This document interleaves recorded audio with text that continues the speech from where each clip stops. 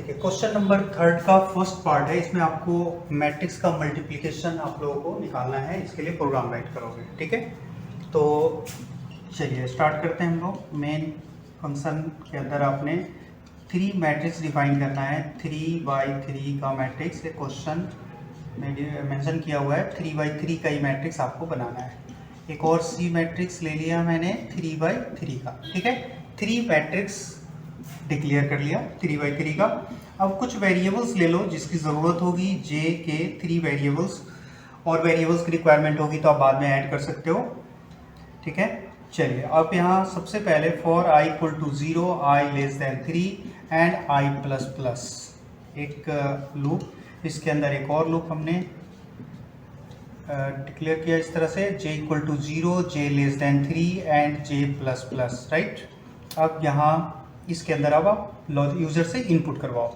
देखो मैसेज हमने इस लूप के अंदर प्रिंट किया है, इससे क्या होगा, ये मैसेज बार बार प्रिंट होगा। एंटर नंबर, मैसेज आप कुछ भी लिख सकते हो जो आप चाहो। एंटर नंबर इनटू मैट्रिक्स 1 इस तरह से। और ये देखो इस लूप से बाहर भी लिखा जा सकता है। लूप से बाहर लिखोगे तो एक बार मैसेज आएगा, इस लूप के अंदर लिखोगे तो ये मैसेज बार बार प्रिंट होगा। तो आप जैसा करना चाहो कर सकते हो।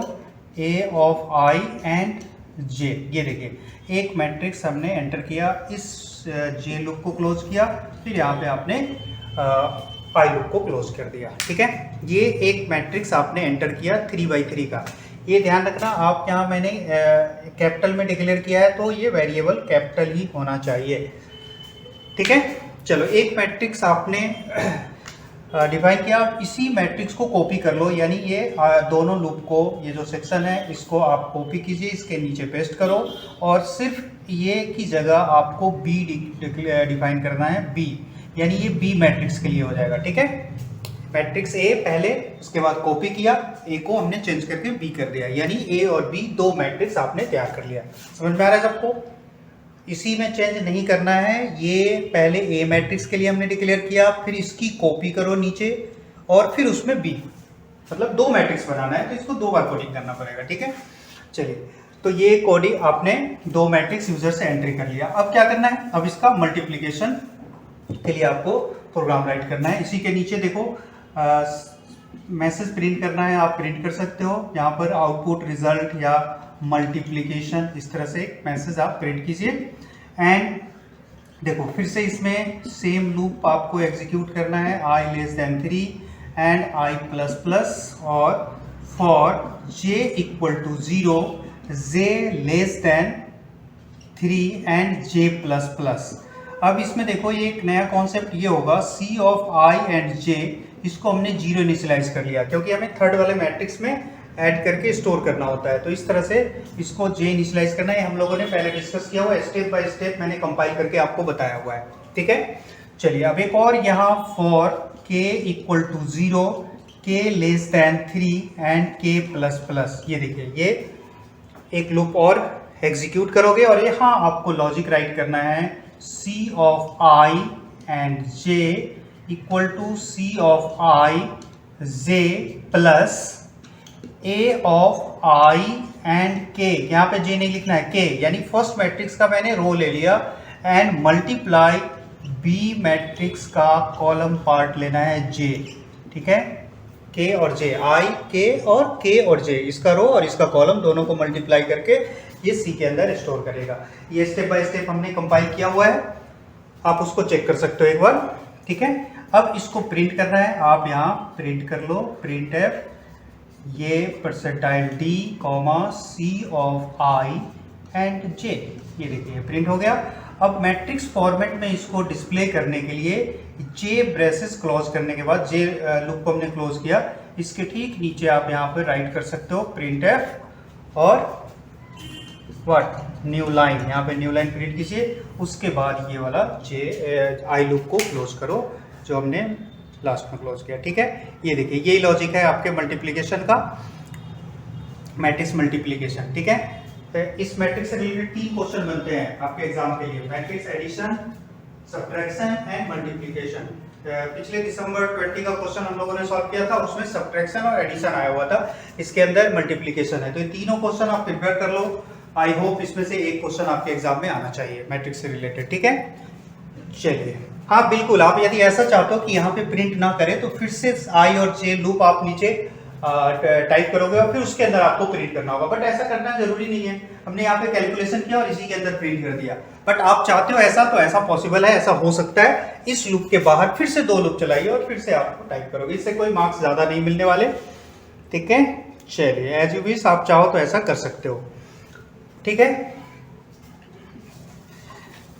चलो अब देखो क्वेश्चन 3 का बी पार्ट है। इसमें कुछ स्टेटमेंट्स दिया हुआ है, इसको एक्सप्लेन करना है। कुछ वेरिएबल्स के नेम है, static variables, global variable, register variable and local variable. तो चलो एक एक करके इसको सबसे पहले हम लोग डिफाइन करेंगे। स्टैटिक वेरिएबल, ये स्टैटिक वेरिएबल लोकल वेरिएबल की तरह होता है, यानी फंक्शन के अंदर इसको डिक्लेयर करते हो और इसके साथ स्टैटिक वर्ड यूज होता है। ठीक है, लिखना चाहो तो लिख सकते हैं। Static variables are defined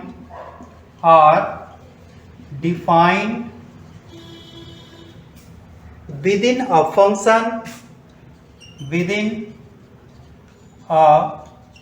function with a static keyword। Static keyword से इसको डिफाइन किया जाता है। देखो पहला स्टेटमेंट है, पहला पॉइंट आप लिख सकते हो, पॉइंट वाइज लिखना चाहो तो। Static variables are defined within a function. Yes, defined या डिक्लेयर्ड, आप जैसा चाहो आप लिख सकते हो। पहले तो डिक्लेयर ही करेंगे हम लोग। ठीक है, डिफाइन और declared inside the function, function के अंदर इसको डिफाइन किया जाता है। ठीक है, और दूसरा पॉइंट है कि ये बाय डिफॉल्ट 0 इनिशियलाइज होता है। ठीक है, आप लिखना चाहो तो लिखो, it is initialised with 0, it is initialised with 0 by default. It is initialised with, आप पूरा सेंटेंस लिखो, इट इज इनिशियलाइज्ड विद 0 से इनिशियलाइज किया होता है बाय डिफॉल्ट 0 से इनिशियलाइज होता है। ठीक है, चलिए और ये जो इनिशियलाइजेशन है ये इसकी लाइफ में एक बार ही होता है, यानी जब आप प्रोग्राम एग्जीक्यूट करते हो तो उस समय एक वेरिएबल को हमने एक बार इनिशियलाइज कर दिया, उसके बीच में उसको चेंज नहीं कर सकते किसी भी कैलकुलेशन से, लॉजिक से।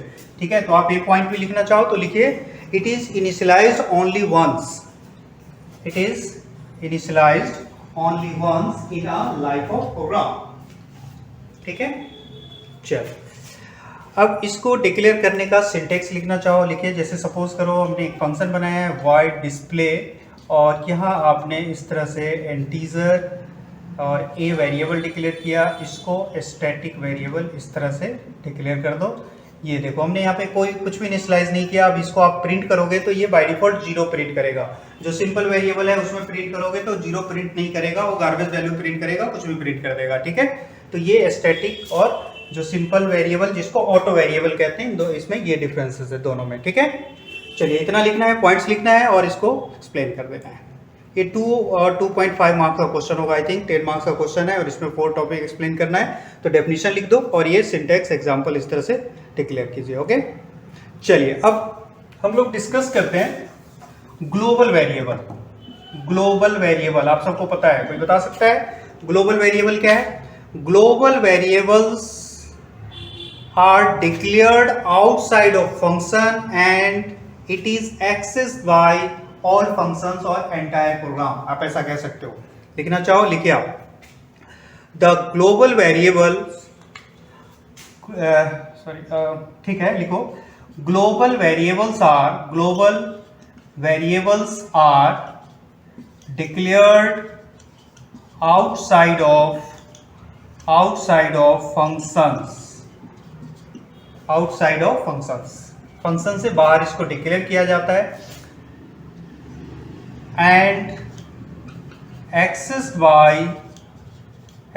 Bye all functions in a program. एक प्रोग्राम के अंदर जितने भी फंक्शंस है सभी फंक्शन इसको एक्सेस करता है, कर सकता है।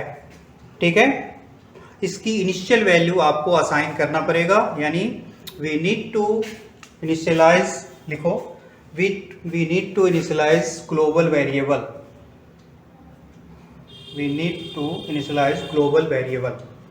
ओके, चलो ये डेफिनेशन लिखिए। फिर इसका एक एग्जांपल आप इस तरह से शो कर सकते हो। जैसे एक मैंने वेरिएबल लिया integer a equals to 10 and ये देखो void, तो एक मैंने फंक्शन बनाया और void डिस्प्ले मैंने एक फंक्शन बनाया। अब इसका इस वेरिएबल का यूज यहाँ भी हो सकता है और यहाँ भी हो सकता है। आप इसको थ्योरी में लिखना चाहो तो लिख सकते हो, ये can be access by show function as well as this function, यानी a variable A is accessed by show function and this function, दोनों फंक्शन के द्वारा इसको एक्सेस किया जा सकता है। क्लियर? चलिए, ये आपका ग्लोबल वेरिएबल है। इस तरह से नहीं कोई प्रोग्राम बना के दिखाना नहीं है आपको, जस्ट इस तरह से सिंटेक्स राइट कर देना है। यानी ए यहाँ पे आप ज़्यादा लिखना चाहो तो ए इज एक्सेसिबल यहाँ पे लिखिए, यहाँ भी लिख लो ए इज एक्सेसिबल, यहाँ भी एक्सेसिबल है, यहाँ भी एक्सेसिबल है। आप इस तरह से लिख सकते हो, प्रोग्राम लिखना जरूरी नहीं है। ठीक है, चलो अब हम लोग आगे बढ़ते हैं। नेक्स्ट है इसके अंदर क्या है क्वेश्चन, ग्लोबल वेरिएबल हो गया, register variable. Yes, register variable, इसको भी एक्सप्लेन करना चाहो कर सकते हो। रजिस्टर वेरिएबल, देखिए रजिस्टर वेरिएबल ये डायरेक्टली रजिस्टर, सीपीयू के अंदर रजिस्टर्स होते हैं, आपने पढ़ा होगा। रजिस्टर है सबसे फास्टेस्ट मेमोरी होता है जिसके अंदर डेटा स्टोर किया जाता है। तो ये एक स्पेशल स्टोरेज एरिया होता है सीपीयू के अंदर जहां डायरेक्टली डाटा को सेंड कर दिया जाता है। यानी आपने जो रजिस्टर वेरिएबल डिक्लेयर किया है उस वेरिएबल के हेल्प से डायरेक्टली डाटा को रजिस्टर के अंदर स्टोर किया जा सकता है। ये इसका बेनिफिट है। लिखिए register variable is declared, register variable is declared inside a function with register word, register keyword, इसमें रजिस्टर कीवर्ड लगाया जाता है। ठीक है, register variables are stored in CPU registers directly. Register variables are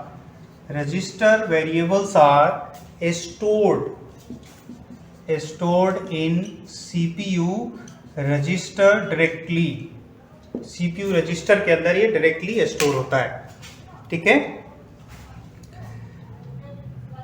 चलिए देखो इसका स्कोप लोकल वेरिएबल की तरह होता है। जैसे लोकल वेरिएबल यूज करते हैं वैसे आप यूज करते हो। जैसे void sum मैंने एक फंक्शन डिफाइन किया, इसके अंदर इस तरह से रजिस्टर इंटीजर a हमने डिक्लेयर कर दिया इस तरह से। ये देखो, ये इसका स्कोप होगा लोकल वेरिएबल की तरह और ये डायरेक्टली रजिस्टर के अंदर स्टोर हो जाएगा, इससे फास्ट प्रोसेस होगा। ठीक है, चल नेक्स्ट है लोकल वेरिएबल। एक और टर्म है local variable.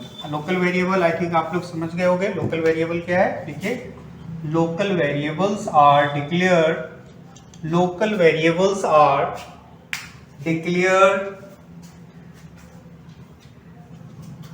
inside the function,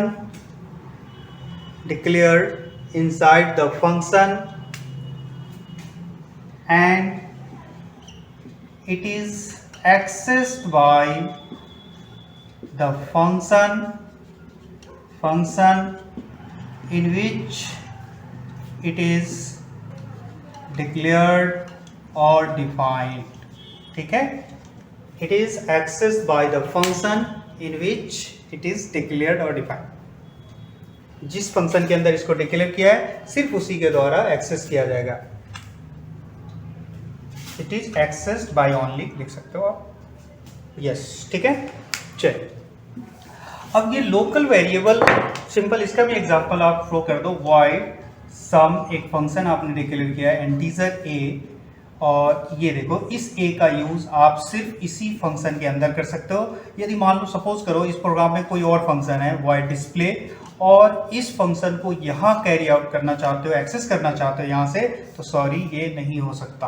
तो ये आपका लोकल वेरिएबल नाम से क्लियर है, local to specific function, particular function, उसी पर्टिकुलर फंक्शन के अंदर ही इसकी लाइफ होती है, इससे बाहर इसकी लाइफ नहीं है। लोकल वेरिएबल की लाइफ उसी फंक्शन के अंदर है। ठीक है, चलिए तो ये आप इसको डेफिनेशन लिखो और एक इस तरह से एग्जांपल सिंटेक्स देकर आप बताइए। ठीक है, चलो ये क्वेश्चन नंबर 3 कंप्लीट हुआ। अब क्वेश्चन फोर्थ का फर्स्ट पार्ट है। इसमें एक एक्सप्रेशन दिया हुआ है, क्वाड्रेटिक इक्वेशन जैसा कुछ दिया हुआ है। यस, एक एक्सप्रेशन दे रखा है, ये 3x power Q plus 2x² plus x।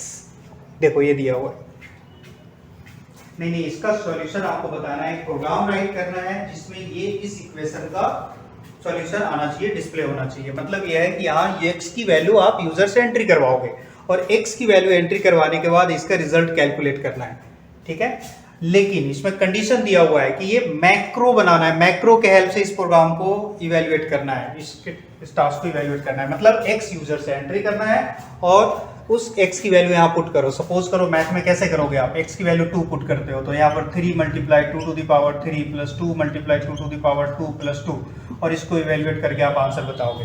तो यही प्रोसेस हमारे प्रोग्राम से होना चाहिए, बट वो प्रोग्राम मैक्रो में राइट करना है। मैक्रो आप सबने किया हुआ है, आप सबको पता है मैक्रो कैसे डिफाइन करते हैं। मैं एक बार फिर से बता देता हूँ। इसमें सबसे पहले आप हैज डिफाइन और यहाँ फंक्शन का नेम चलो मैं सम ले लेता हूँ। यहाँ एक वेरिएबल आप डिफाइन कर लो, कुछ भी, ये x ले लेते हैं, x दिया हुआ है क्वेश्चन में। देखो यहाँ डेटा टाइप डिफाइन नहीं किया जाता है, x एक वेरिएबल है, इसका कोई भी डेटा टाइप यहाँ डिक्लेयर नहीं करोगे, ठीक। अब ये x की एक वैल्यू होगा, ऐसा मान लो कि x की जो भी वैल्यू होगा उसका रिजल्ट कैसे कैलकुलेट करना है। यहाँ पे देखो स्पेस डालना है, स्पेस डालने के बाद ये जो फॉर्मेट दिया हुआ है, आपका जो एक्सप्रेशन दे रखा है उसको इस फॉर्मेट में राइट करो। x पावर q है, इसको आप ऐसे कर सकते हो, इसको 3 टाइम्स मल्टीप्लाई कर दो। देखो यस, इसके फंक्शन भी होते हैं math.h हेडर फाइल के अंदर, बट उसका यूज नहीं करेंगे हम लोग। डायरेक्टली 3 × x × x मतलब x का पावर 3 ये कैलकुलेट करेगा, ठीक है। उसके बाद प्लस 2 × x प्लस x, ये देखिए 3 टर्म्स है, इसको इस तरह से एक्सपेंड कर दो जो कंप्यूटर समझ सकता हो। कंप्यूटर जिस फॉर्मेट को समझता है उस फॉर्मेट में मैंने इसको राइट कर दिया। समझ में आ रहा है सबको? ये फर्स्ट टर्म है, देखो ये हो गया हमारा 3x³ प्लस ये हो गया 2x² प्लस x। क्वेश्चन में दे रखा है, उसी को मैंने एक्सपेंड कर दिया, इस फॉर्मेट में एक्सपेंड कर दिया ताकि कंप्यूटर इसको रीड कर सके, ठीक है। कि ये नहीं राइट करना है आपको, सिर्फ ये राइट करना है। यहाँ पे स्पेस है, यस, यहाँ पे सेमीकोलन नहीं होता मैक्रो में, आप सबने पढ़ा हो तो मैक्रो में नहीं होता है, ठीक। चलिए ये मैक्रो हमने डिफाइन कर लिया। अब इस मैक्रो को आप कॉल करो, देखो इस तरह से मेन के अंदर हमने कॉल किया, एक वेरिएबल ले लो इंटीजर a और b, और इस एक यूजर से एंट्री करवाना है, आप करवा सकते हो। एंटर वैल्यू ऑफ a, और यहाँ आपने राइट किया scanf %d and m% of a में हमने एक नंबर एंटर किया। अब उसके बाद इसको कॉल करोगे मैक्रो को, देखो इस तरह से। यहाँ x मैक्रो के अंदर हमने क्या डिक्लेयर किया था, x आर्गुमेंट, तो इस x में a को हमने कॉपी कर दिया, यानी a की वैल्यू जो यूजर एंटर करेगा वो यहाँ मैक्रो में पास होगा। देखो इस तरह से ये यहाँ पे कॉपी हो जाएगा। सपोज किसी आपने 2 पास किया तो यहाँ x की वैल्यू क्या होगा, a कंसीडर करेगा 2, और जहाँ जहाँ x है वहाँ पर 2 पुट करके वो कैलकुलेशन करेगा और रिजल्ट को b के अंदर स्टोर कर देगा। अब आप इसको प्रिंट करना चाहो यहाँ पर, तो रिजल्ट आप इस तरह से प्रिंट कर सकते हैं, result equal to %d, b। ये देखिए इस तरह से हमने क्लोज किया। ये कंप्लीट प्रोग्राम मैंने बता दिया। ये मैक्रो है, देखो 5 मार्क्स का आई थिंक क्वेश्चन होना चाहिए, ठीक है। चलो हो गया, ये देखिए नोट कर लीजिए आप लोग, प्रॉपर इसको नोट करो। कर लिया नोट, ठीक है।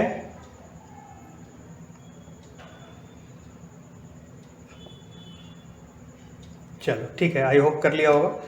अब हम लोग बात करते हैं क्वेश्चन नंबर बी, यानी 4th का बी पार्ट। क्या दिया हुआ है इसको देखो, क्या दे रखा है बताइए। फाइल हैंडलिंग का क्वेश्चन है। इसमें आपको write a C program which display the number of lines in a given program. जो फाइल, एक फाइल रीड करना है और उस फाइल में हमें ये कैलकुलेट करना है कि इसके अंदर कितने लाइंस है, ठीक है।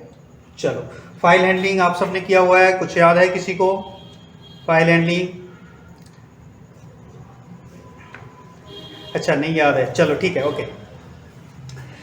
चलिए तो यहाँ हम लोग सबसे पहले एक मेन तो स्टार्ट करना ही है आपको। देखो आप लोग हेडर फाइल डिफाइन कर लेना, एग्जाम में लिखते हो तो मैंने यहाँ डायरेक्टली मेन से स्टार्ट किया है सभी प्रोग्राम को। हेडर फाइल, वेरिएबल का ध्यान रखना है, ब्रेसेस का ध्यान रखना है, ठीक है। यहाँ पे हो सकता है मैंने कहीं ब्रेसेस मिस कर दिया हो, कहीं वेरिएबल डिक्लेयर नहीं किया हो, तो ये नहीं समझना है कि भाई मैंने डिक्लेयर नहीं किया तो वही सही है या मैंने गलत बता दिया, क्योंकि इतना आप सबको बताया हुआ है वेरिएबल डिक्लेयर करना, सेमीकोलन कहाँ होगा, तो ये आपको ध्यान रखना चाहिए, ठीक है। चलिए, तो एक मैंने यहाँ फाइल पॉइंटर आपको पता है कैपिटल में लिखा जाता है, और यहाँ एक वेरिएबल ले लो, चलो एफपी ले लिया हमने, वेरिएबल नेम है, कुछ भी लिया जा सकता है, ठीक है। अब लॉजिक क्या होगा हमारे फाइल, पहले फाइल बनाते हैं हम लोग, उसके बाद एक वेरिएबल ले लिया हमने काउंट करने के लिए c = 0, लाइन को काउंट करने के लिए, या आप यहाँ पे ले लो ln = 0, लाइन काउंट करने के लिए हमने एक वेरिएबल डिफाइन किया है। अब इस फाइल को कैरेक्टर बाय कैरेक्टर रीड करना है, तो इसके लिए हमने एक यहाँ पर कैरेक्टर भी एक ले लो वेरिएबल ch, एक कैरेक्टर इस फाइल से डेटा को रीड करेंगे। और न्यू लाइन कब बनेगा पता है आप सबको, न्यू लाइन का मतलब है जहां पर ये न्यू लाइन की एंट्री होगी, ये चेक करोगे, जहां भी ये कैरेक्टर एग्जिस्ट होगा वहां पे एक नया लाइन बनेगा, ठीक है। तो चलो, सबसे पहला स्टेप ये है fp = fopen फंक्शन याद है, जिस फाइल को रीड करना है। क्वेश्चन में नहीं दिया हुआ है कौन फाइल का नेम क्या है, किस फाइल को रीड करना है। अब आपकी यहाँ पे मर्जी होगी, कोई भी फाइल लिख सकते हो, मैंने यहाँ पर लिखा है abc.c, c एक्सटेंशन मतलब सी की फाइल है, कॉमा आर किस लिए यूज होता है, रीड करने के लिए, यानी आपने यहाँ पर फाइल को रीड करने जा रहे हो, ठीक। चलिए, अब इस फाइल को देखो, आप ये भी चाहते हो चेक करना कि मान लो इस नेम से फाइल भी नहीं है, कंपाइल आप चेक करना चाहते हो, तो यहाँ पे आप लिख सकते हो if fp = null, fp = null, यदि नल है तो यूजर से मैसेज प्रिंट करवा दो, file can not be open या file can not be found, इस तरह से एक मैसेज प्रिंट करवा सकते हो, ठीक है। ये एडिशनल पार्ट है। चलिए, कर दूं मैं, चलो ठीक है मैं कर देता हूँ। तो यहाँ पर printf file is not available, ये आप इस तरह से मैसेज प्रिंट कर दो और यहाँ पे आप एग्जिट कर दीजिए, यानी फाइल अवेलेबल नहीं है तो फिर प्रोग्राम को चेक करने का कोई फायदा नहीं है, इसे प्रोग्राम आपका एग्जिट हो जाएगा, ठीक है। ये मैंने वैलिडेशन चेक कर लिया इसके अंदर कि फाइल नहीं है तो क्या होगा, ठीक है। क्लियर, चलो इसको नोट करो, फिर मैं इसके जो मेन पार्ट है वो अब आएगा इसके बाद। चलिए, अब देखिए यहाँ हम लोग एक वाइल वेरिएबल, यहाँ एक कैरेक्टर डेटा को रीड करना है फाइल से, तो आप लूप चलाओगे वाइल, इसको डू वाइल से करते हैं हम लोग, डू, और यहाँ ch के अंदर डेटा रीड करना है फाइल से। कोई बता सकता है क्या फंक्शन यूज होता है, f get c file get character, ये प्री डिफाइंड फंक्शन है f get c, और यहाँ फाइल पॉइंटर का नाम लिखोगे, क्या लिया था हमने, fp लिया था, यानी एक बार में एक कैरेक्टर रीड करेगा और ch के अंदर स्टोर कर दिया, ठीक है। अब ये ch के अंदर ये स्टोर होगा, इसको हमें टोटल लाइन काउंट करना है, कैरेक्टर काउंट नहीं करना है। तो अब यहाँ पे ये चेक करोगे, इफ ch इक्वल कंपैरिजन करना है हमें, यहाँ इस तरह से +n, ये देखिए एक कैरेक्टर है, इसको हमें कंपेयर करना है, यहाँ पे डबल इन्वर्टेड कॉमा नहीं लिखोगे, सिंगल कोट लिखोगे, ठीक है। यदि जैसे ही वो n रीड करता है तो इसका मतलब है कि ln लिया है वेरिएबल, प्लस हो जाएगा, जैसे ही न्यू लाइन फाइंड होगा ये इंक्रीमेंट हो जाएगा 1, जैसे फिर नेक्स्ट न्यू लाइन फाउंड होगा फिर ये प्लस हो जाएगा, यानी जितनी बार न्यू लाइन मैच करेगा ये 1 by 1 प्लस होता जाएगा, ठीक है। तो समझ में आ रहा होगा।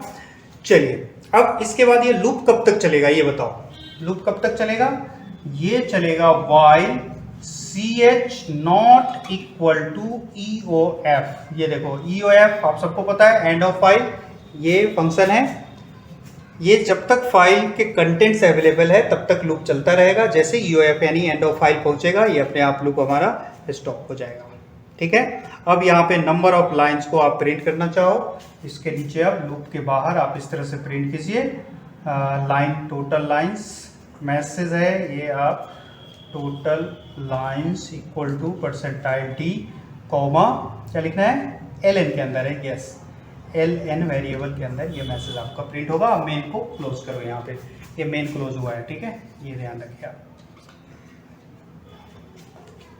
ओके, समझ में आ रहा है? देखो ये 10 मार्क्स का क्वेश्चन है, आई थिंक 10 मार्क्स का ही होना चाहिए, ये आपके एग्जाम में आएगा क्वेश्चन, ठीक है। चलो अब देखो ये क्वेश्चन 4th का सी पार्ट भी है, ये देखिए क्वेश्चन 4th का सी पार्ट है। इसमें दिया हुआ है recursive function, define recursion and with help of small C program segment and explain it, ठीक है। रिकर्सिव फंक्शन क्या होता है, पहले ये देखो, a recursive function is a function that called itself, a function calls itself in on body is called recursive function, and this process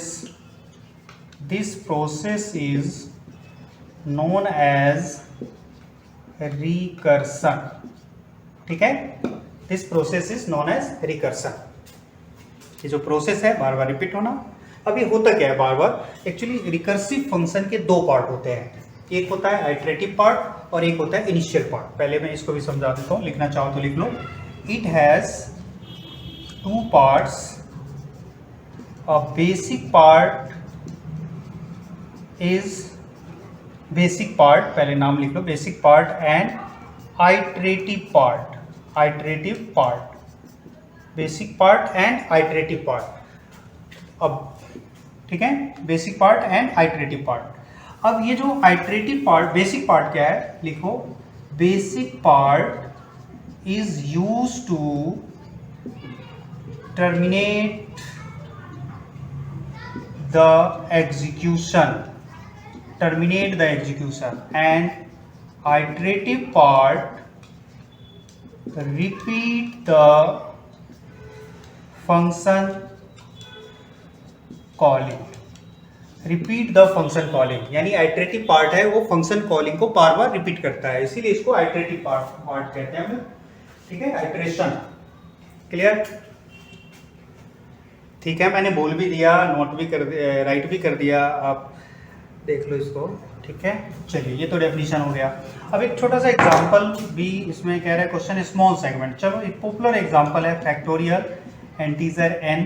देखो condition check कर सकते हो, if n equal 1 then return 1, ठीक, और एल्स रिटर्न n मल्टीप्लाई, देखो ये फिर से कॉल हो रहा है फैक्ट n माइनस 1, इसी को बोलते हैं आइटरेटिव पार्ट। ये फंक्शन दोबारा कॉल हुआ है, ये देखिए, फिर इसको मैंने क्लोज कर दिया। स्मॉल सेगमेंट, इससे ज़्यादा स्मॉल नहीं हो सकता, यानी ये हमारा बेसिक पार्ट है, n की वैल्यू 1 होगा तो यहीं पे ये टर्मिनेट हो जाएगा, जो एग्जीक्यूशन है स्टॉप हो जाएगा।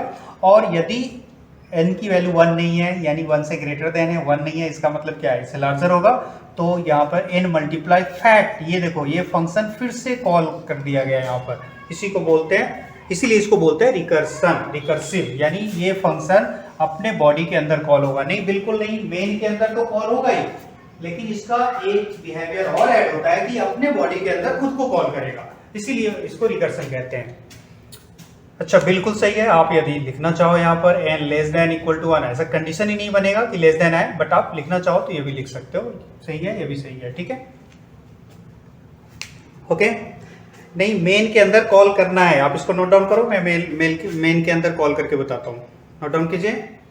चलिए अब देखो मेन के अंदर कॉल कैसे करते हैं। यहाँ पर सिंपल, मेन के अंदर आप एक वेरिएबल लोगे इंटीजर x, और ये देखिए x फैक्ट, और यहाँ पे हमने 5 पास किया, इनकी वैल्यू 5 पास किया है। अब ये रिजल्ट आप प्रिंट करोगे तो इन सबका फैक्टोरियल प्रिंट करेगा, यानी ये result equals to percentile d, x, ये मेन में हमने क्लोज कर दिया। अब इसको देखो, इसको एक्सप्लेन और ज़्यादा मैं डिटेल बताऊं तो इस तरह से देखिए, फैक्ट यहाँ 5 हमने कॉल किया है, यानी आप समझ सकते हो n की वैल्यू क्या है, 5 है, यानी बेसिक कंडीशन अभी फॉल्स है, तो एल्स वाले पार्ट में आएगा, तो क्या होगा 5 मल्टीप्लाई फैक्ट 4 n माइनस 1 यानी 4। अब देखो अब इसको एग्जीक्यूट करेगा, अब n की वैल्यू क्या हो गया, 4 हो गया, तो अगेन अब ये एग्जीक्यूट होगा, फिर से एल्स पार्ट में एग्जीक्यूट होगा, तो ये 4 मल्टीप्लाई फैक्ट क्या होगा, 3 होगा।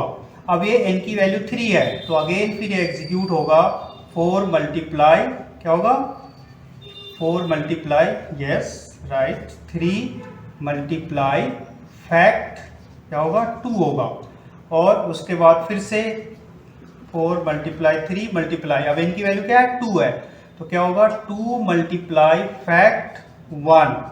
अब देखना है लास्ट चांस है 4 मल्टीप्लाई 3 मल्टीप्लाई 2 मल्टीप्लाई, अब n की वैल्यू क्या है 1, तो ये बेसिक पार्ट में जाएगा, जब 1 होगा तो क्या होगा, अब आइट्रेशन नहीं होगा फंक्शन का, अब यहाँ पे फंक्शन आपका टर्मिनेट हो जाएगा, तो ये 1 रिटर्न करेगा और इस तरह से आपका 120 आउटपुट आएगा। ठीक है, ये देखिए, इसको भी आप नोट करना है, एग्जाम क्वेश्चन में दिया हुआ है कि इसको समझाओ एक्सप्लेन करो, तो ये भी इस तरह से आप समझा सकते हो, लिख सकते हो। ठीक है, चलिए गुड, वेरी गुड। अब कोई क्वेश्चन, लास्ट क्वेश्चन है, हम लोग इसको भी डिस्कस कर लेते हैं। Question number 5, last question, question number 5। इसमें आपको कुछ टर्म्स दिए हुए हैं, कुछ फंक्शंस दिए हुए हैं और उस फंक्शंस को एक्सप्लेन करना है। ये जो फंक्शन है ये फाइल हैंडलिंग से रिलेटेड है, ठीक है, एडवांस फंक्शन